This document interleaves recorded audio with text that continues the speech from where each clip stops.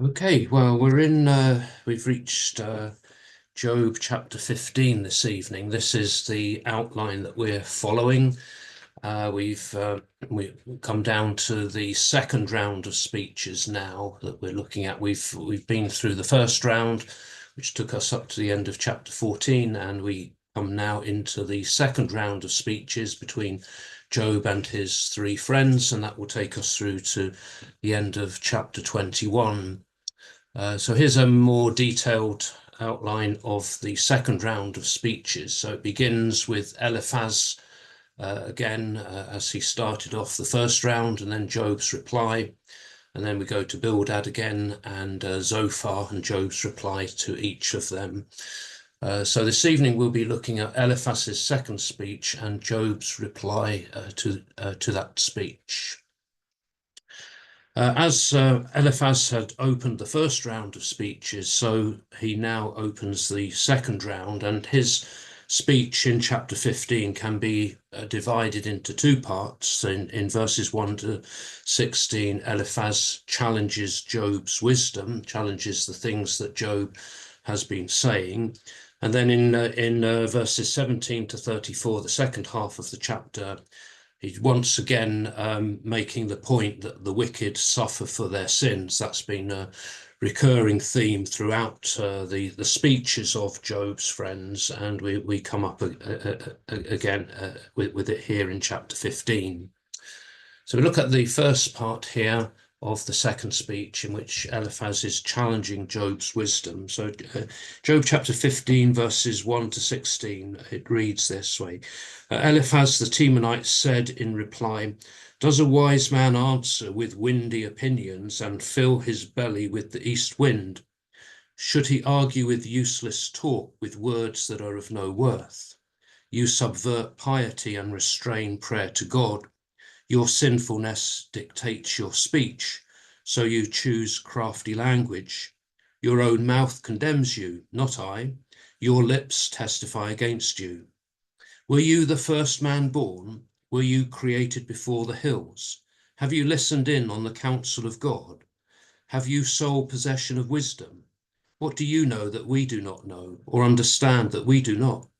Among us are grey-haired old men, older by far than your father. Are God's consolations not enough for you, and his gentle words to you? How your heart has carried you away, how your eyes have failed you, that you could vent your anger on God and let such words out of your mouth. What is man that he can be cleared of guilt, one born of woman that he be in the right? He puts no trust in his holy ones, the heavens are not guiltless in his sight. What then of one loathsome and foul, man who drinks wrongdoing like water?" Eliphaz begins his second speech here by dismissing what Job has said in his previous speeches as windy opinions, useless talk, words that are of no worth.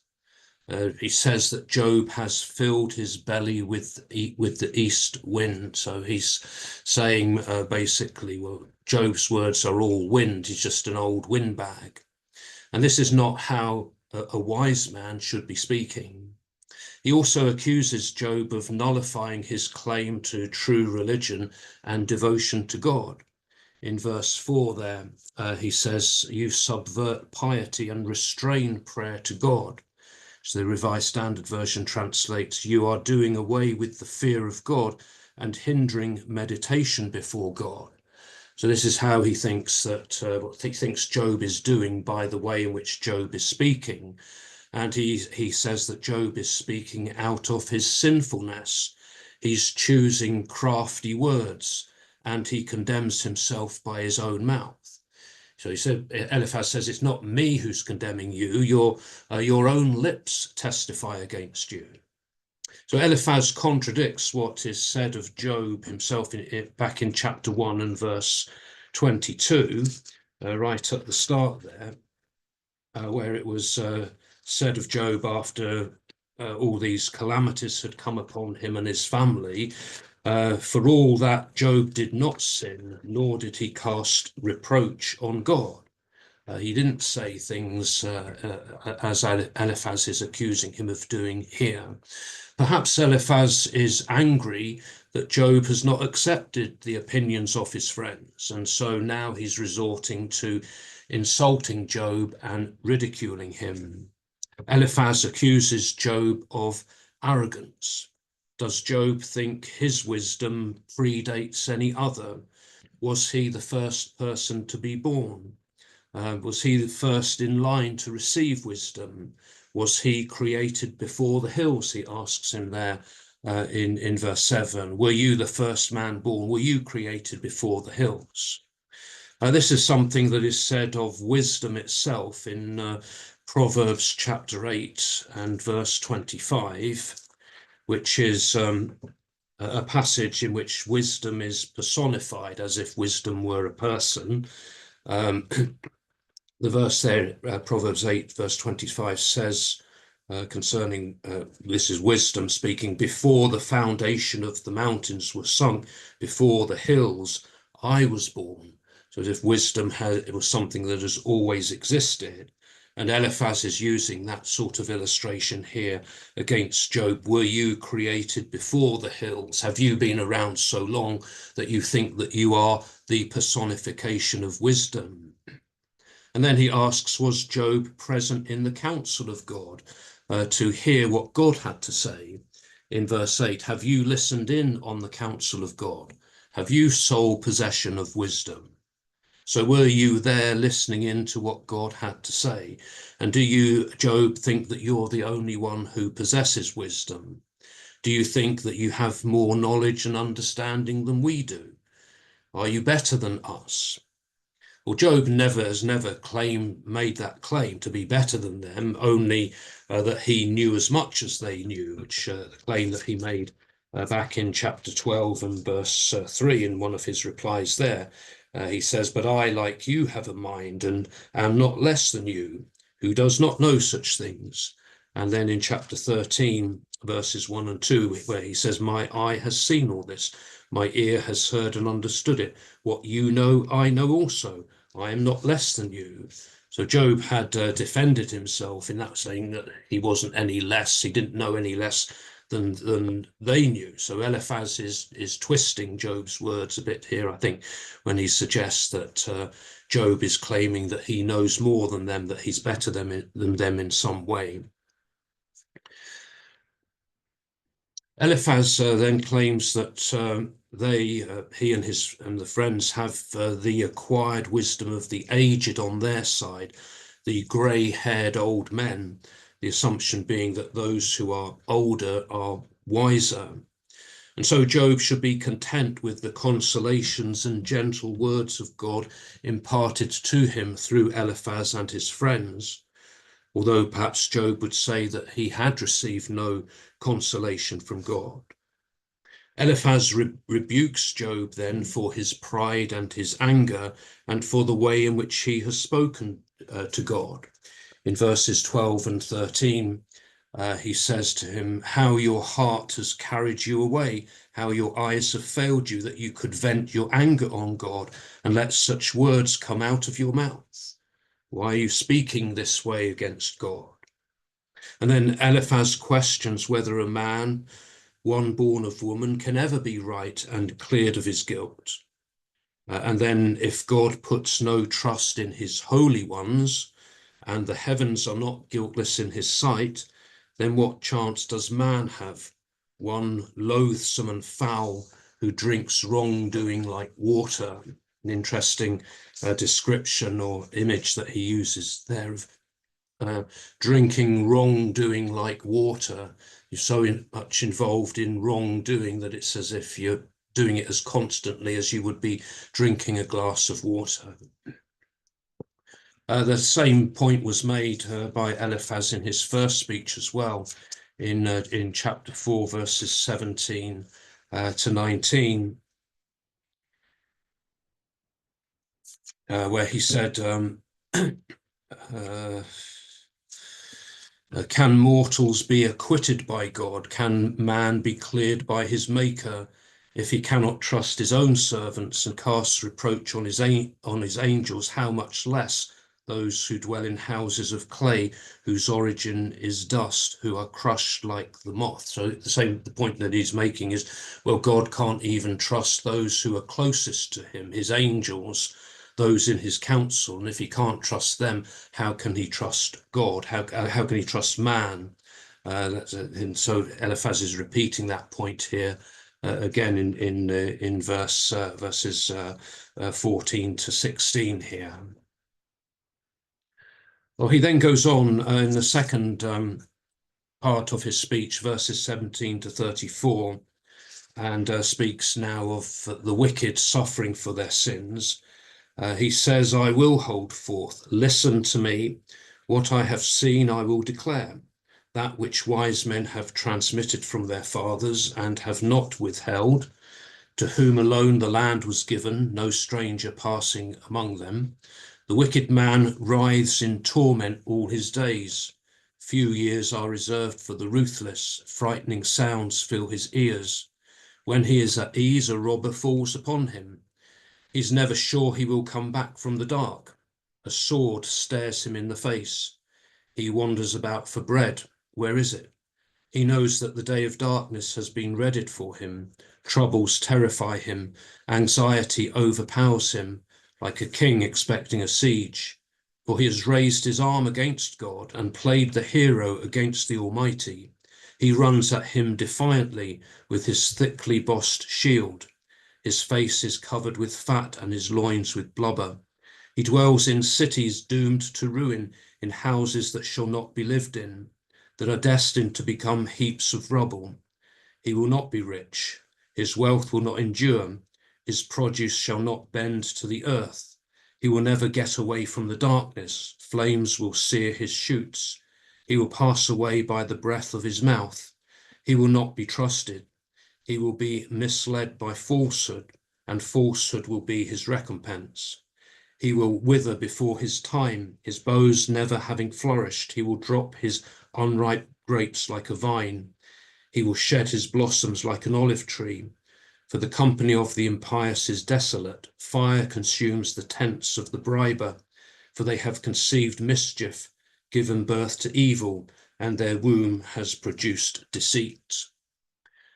So Eliphaz will speak here of what he has learnt from the wise men who have passed their knowledge on. And so he says that Job should listen to all of this.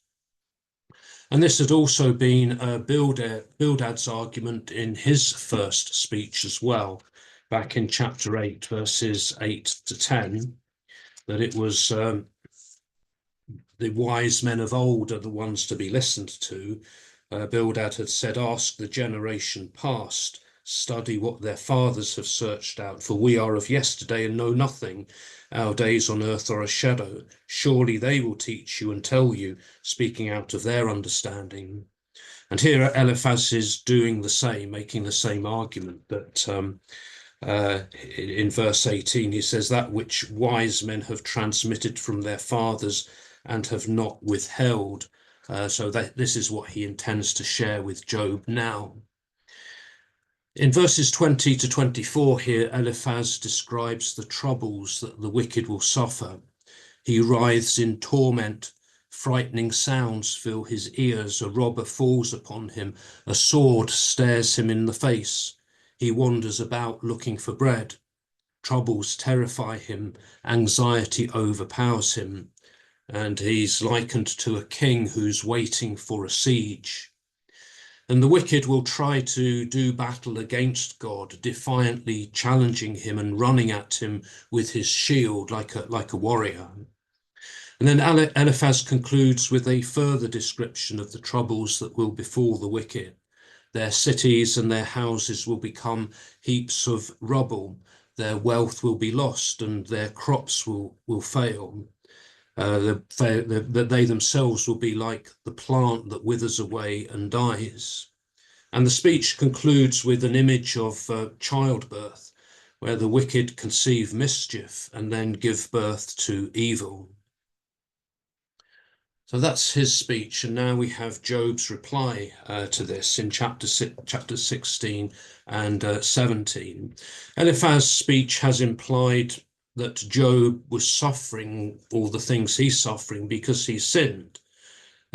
Eliphaz doesn't come out and explicitly say that of Job, but that's the implication behind what he's saying about the consequences of wickedness. So if Job really were as good as he claims, then he would not be in such trouble. He would not be facing this suffering. And so Job now reacts to that assessment of his condition in this speech. Again, we can outline it here in chapter 16, verses 1 to 6. Job rejects his friend's words. In verses 7 to 17, Job claims that he has become God's victim. And then in verses 18 to 22, he seeks someone to mediate for him. And then in chapter 17, he's back to talking about his death, his expectation of death and what death can offer.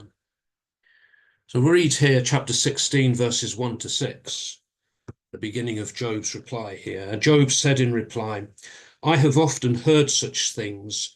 You are all mischievous comforters. Have windy words no limit? What afflicts you that you speak on? I would also talk like you if you were in my place. I would barrage you with words. I would wag my head over you. I would encourage you with words. My moving lips would bring relief. If I speak, my pain will not be relieved. And if I do not, what have I lost? Job has heard all of this before, he says, and he describes his friends as being mischievous comforters. The Revised Standard Version translates that as miserable comforters are you all.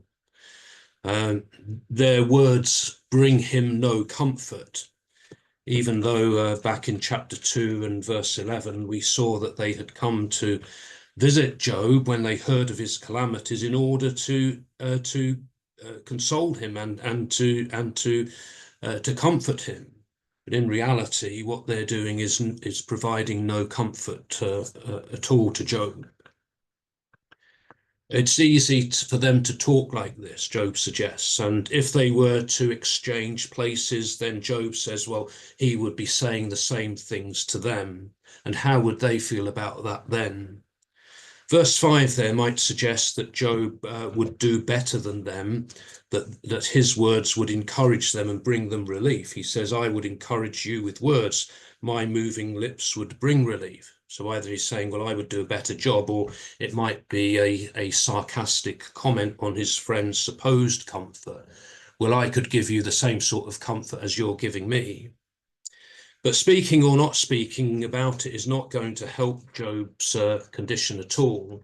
He says that speaking about it will not relieve his pain. So even if he talks about it, he's still going to be suffering. And if he doesn't speak about it, well, his pain is still going to be there. Either way, his pain will still be with him. Job continues then in verses 7 to 17 now to address God himself. He says here from verse 7, now he has truly worn me out. You have destroyed my whole community. You have shriveled me. My gauntness serves as a witness and testifies against me. In his anger, he tears and persecutes me. He gnashes his teeth at me. My foe stabs me with his eyes. They open wide their mouths at me, reviling me. They strike my cheeks. They inflame themselves against me. God hands me over to an evil man, thrusts me into the clutches of the wicked. I had been untroubled, and he broke me in pieces. He took me by the scruff and shattered me. He set me up as his target. His bowmen surrounded me. He pierced my kidneys. He showed no mercy. He spilled my bile onto the ground. He breached me, breach after breach. He rushed at me like a warrior.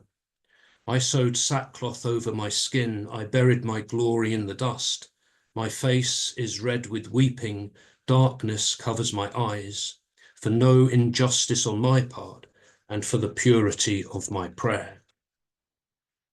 God has worn Job out, he says here, verse 7. Now he has truly worn me out. And Job then goes on to speak to God directly. He says to him in verse 7, "You have destroyed my whole community." Job's family and his circle of friends have been taken away from him. And then we see the effect of Job's physical condition, the skin disease that he's been afflicted with, there in verse 8, when he says, "You have shriveled me, my gauntness serves as a witness and testifies against me." Job's emaciated physical appearance testifies to what God has done to him. So we get there the picture of how Job has been physically affected by this. "You have shriveled me, my gauntness serves as a witness." Job then describes how God has attacked him. God is like a wild animal, tearing, persecuting, and gnashing his teeth. And Job sees God as his enemy, stabbing him with his eyes. Interesting phrase he uses there in verse 9. We sometimes use the phrase of looking daggers at someone, the way in which a person looks at another person. And that seems to be what Job is suggesting God is doing, stabbing him with his eyes. And God hands him over to evil men who strike him on the cheek. Job had been untroubled, had been living a peaceful life, but now God has smashed him in pieces, grabbed him by the scruff of the neck and shattered him. And then God set him up as a target, to use him as target practice, called upon his archers to fire arrows at him. Job had mentioned that previously in chapter 7, verse 20 as well, where he says, if I have sinned, what have I done to you? Again, addressing God here. "Watcher of men, why make of me your target and a burden to myself?" And here he develops that picture a bit further as God's archers coming and firing their arrows at him. And then he says, "He pierced my kidneys. He showed no mercy.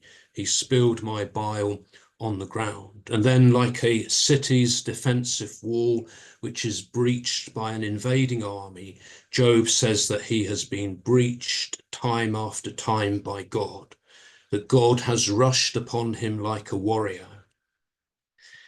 Job's description here of the brutality of God's attack upon him is truly shocking. Reading this description that Job gives, we wonder, how could anybody say such things about God? We're not to think, though, that Job experienced an actual physical assault like this. This is poetic language, which powerfully describes how Job is feeling about his experiences and what he thinks that God has been doing to him. Then in verses 15 to 17, Job describes how he has reacted to this assault. He sews sackcloth for a covering, and he sits in the dust. His face is red from weeping, and his eyes are darkened. So dark rings under his eyes, or bags under his eyes there. It's an indication of Job's grief and the despair that he is in. "And this is what he is suffering," he says, "for no injustice on my part, and for the purity of my prayer. I've committed no injustice. My prayer has been pure." And yet he's suffering like that. So as far as he can see, this is something that is undeserved suffering that he's going through. In verses 18 to 22, then, Job now seeks for a mediator to help him. He says in verse 18, "Earth, do not cover my blood. Let there be no resting place for my outcry. Surely now my witness is in heaven. He who can testify for me is on high. O my advocates, my fellows, before God my eyes shed tears.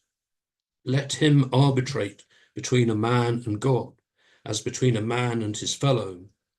For a few more years will pass, and I shall go the way of no return."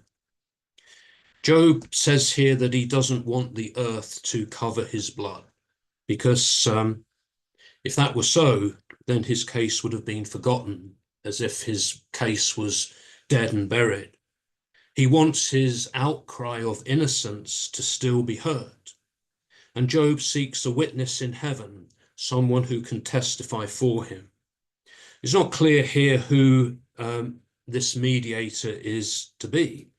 Is it, does he think of God himself as that mediator, or is he thinking of a member of the heavenly council, one of the angels or the holy ones who could intercede for him?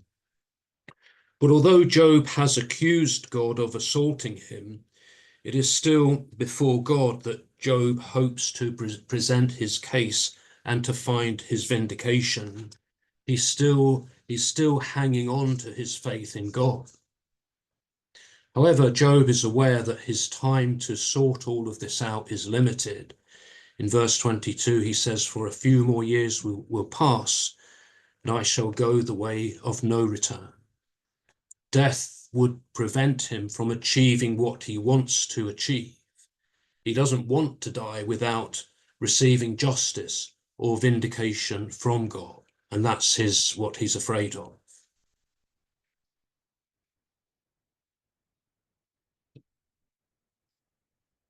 So he goes on in chapter 17 to conclude the speech here, again speaking about death and what death can offer for him.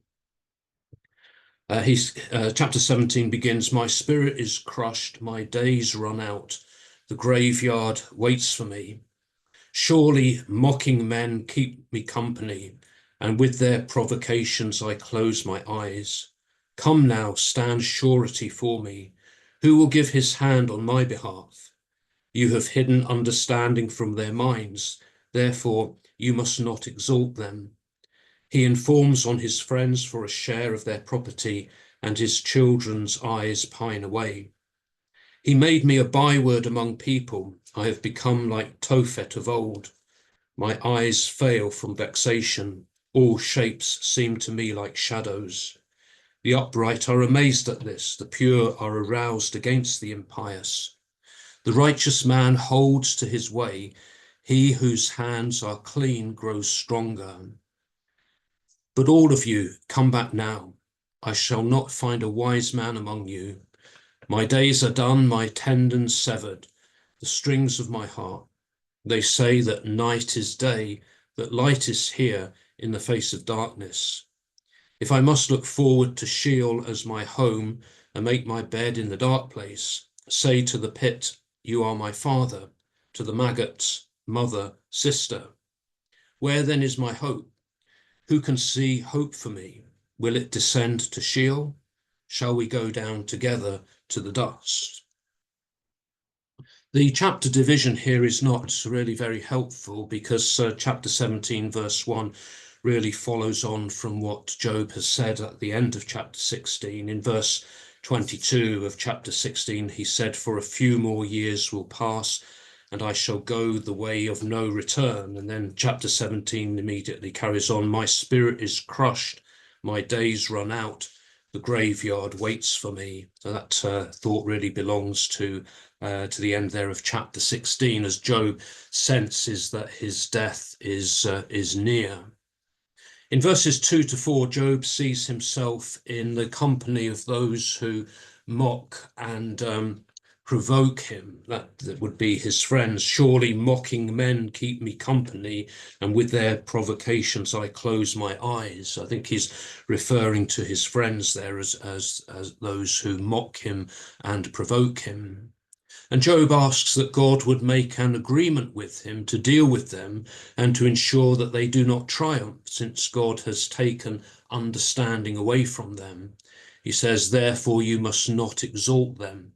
Don't let them win in this situation." The following verses in the chapter are quite difficult to unravel, and there's no real sort of continuity of thought in the following verses. Verse 5 may be a proverbial saying, but how it relates to Job's situation is unclear. There's some variation in some of the translations as well on this. In verse 5 says, he informs on his friends for a share of their property, and his children's eyes pine away. It's a bit difficult to understand exactly what that means or how it applies here to Job's situation. But in verses 6 to 10, Job is reflecting upon his situation and the reaction of others to him. In verse 6, the Revised Standard Version translates it as, he has made me a byword of the peoples, and I am one before whom men spit. The version I read from says, he made me a byword among people. I have become like Tophet of old. Tophet was the name of a place outside of Jerusalem, but it's also the word that means to spit, which is how most of the translations have gone with that others treat him with contempt, as if they're spitting at him. And then verse 7, he seems to be speaking again of his physical condition here when he says, my eyes fail from vexation, and all shapes seem to me like shadows. So it seems to be that his eyesight has been affected by this, and he speaks of seeing things just as if they were shadows. And those who are upright should be appalled by the way in which Job has been treated. He suggests in verse 8, the upright are amazed at this. The pure are aroused against the impious. But then in verse 9, there's a glimmer of hope in verse 9, where he says, the righteous man holds to his way. He whose hands are clean grows stronger. So Job is still protesting his innocence, and maintaining his integrity is the most important thing to him. That those who are righteous, and Job probably thinking of himself here, those who are righteous will hold on, they'll keep going. And he says, he whose hands are clean grows stronger. James, in his letter in James chapter 5, verse 11, speaks there of the steadfastness of Job. And that seems to be what he's referring to there in verse 9, with the righteous man holds to his way. He doesn't give up, he remains steadfast. And that was one characteristic of Job, that he wasn't prepared to give up. But amongst Job's friends, he will not find one who is wise, he says. In verse 10, seems to be addressing the friends here when he says, but all of you come back now, I shall not find a wise man among you. And Job concludes the speech here by taking up again this thought of his expectation of death in verses 11 to 16. What will death bring for him? The pit or decay, he says, will be his father, and the maggots will be his mother and sister. A picture there of the grave and the decomposition of the body in the grave there. That's what he feels that death has to offer him. So what hope is he to have in Sheol? He concludes by asking this, where then is my hope? Who can see hope for me? Will it descend to Sheol? Shall we go down together to the dust? When I die, can I take hope with me? And Job seems to be thinking, no, death is the end. That will be the end. That I won't have any further chance then to present my case to God. I won't find vindication with God because I will be dead, and there'll be nothing more for me to do. So that's how his speech ends on that note there of, again, this a note of hopelessness and despair, really, for Job. So if we have a look at the summary, which we've been following, these little summaries of the speeches here from this commentary by John Walton, these are his summaries of these two speeches. So Eliphaz's second speech in chapter 15, summarized in this way: your bluster is a disgrace. You are merely digging a deeper hole for yourself. What makes you think that you are so much better than everyone else? Stop railing against your circumstances and accept that what has come upon you is the result of corruption shared by all humanity. Since wicked people are ferreted out, you ought to consider how much you have in common with them. And then his summary of Job's reply from chapter 16 and 17, Job saying, talk is easy, Eliphaz, but I would be more encouraging if I were you. Meanwhile, God, why are you attacking me? You have abandoned me to be tormented by enemies, and then you pitilessly join in yourself. If you can't respond to my misery, I need someone to stand up for me. As for me, I am determined to stay the course of righteousness, though death is all I have to look forward to. So those are the summary statements of the speeches there. A few questions to think about or to reflect upon from this evening. What do you think Eliphaz accuses Job of in his speech? How would you summarize Eliphaz's view of the fate of the wicked? And do you see any deterioration in Job's relationship with his friends? And how can we reconcile Job's view of God's actions, God attacking him, and Job's faith in God? And then for next week, we'll move on to look at chapters 18 to 21, where we have the second speeches of Bildad and Zophar, and Job's replies to those speeches. So we will stop here.